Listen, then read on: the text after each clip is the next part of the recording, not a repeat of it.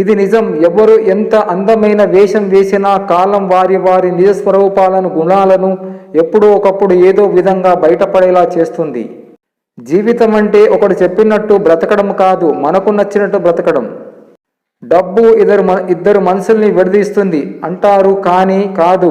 డబ్బు ఇద్దరి వారి నిజ స్వరూపాన్ని బయట పెడుతుంది, అంతే. ఆడదానికి డబ్బు పిచ్చి ఉండకూడదు, మగాడికి ఆడదాని పిచ్చి ఉండకూడదు. ఈ ప్రపంచంలో 90% ప్రజలు మరొకరి దగ్గర తన సొంత మంచితనాన్ని చెప్పుకోవడం కోసం మూడో వ్యక్తిని గురించి చెడ్డగా మాట్లాడతారు. జీవితం, సముద్రం, ప్రపంచం ఈ మూడు దూరం నుండి చూడడానికి బాగుంటాయి, కానీ ఈదడానికి కష్టంగా ఉంటాయి. జీవితాన్ని గొప్పగా ఊహించుకుంటూ బతికే వారి కంటే ఉన్న జీవితాన్ని గొప్పగా మార్చుకునేవారు జీవితంలో ఎప్పుడూ సంతోషంగా ఉంటారు. జీవితంలో మంచి రోజులు రావటానికి కాస్త సమయం పడుతుంది. ఆ కాస్త సమయంలోని జీవితం అంటే ఏమిటో, దాని విలువ ఏమిటో మనకు బాగా తెలుస్తుంది.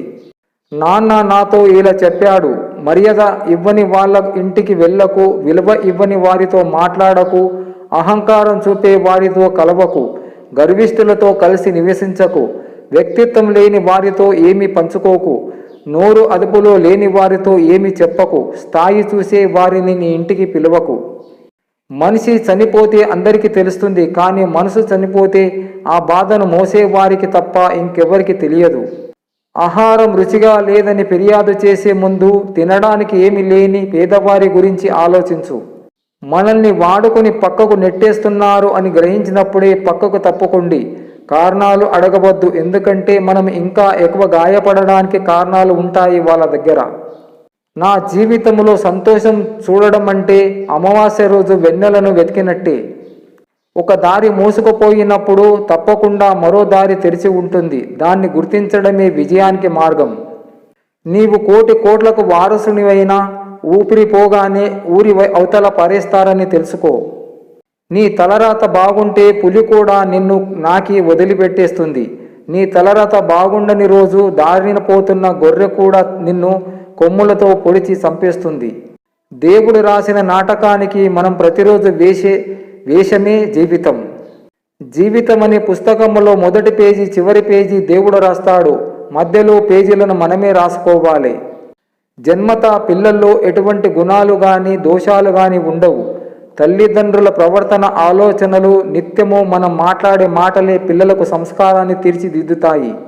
స్వశక్తి మీద ఆధారపడిన వ్యక్తి ఎప్పటికైనా సంతోషంగానే ఉంటాడు.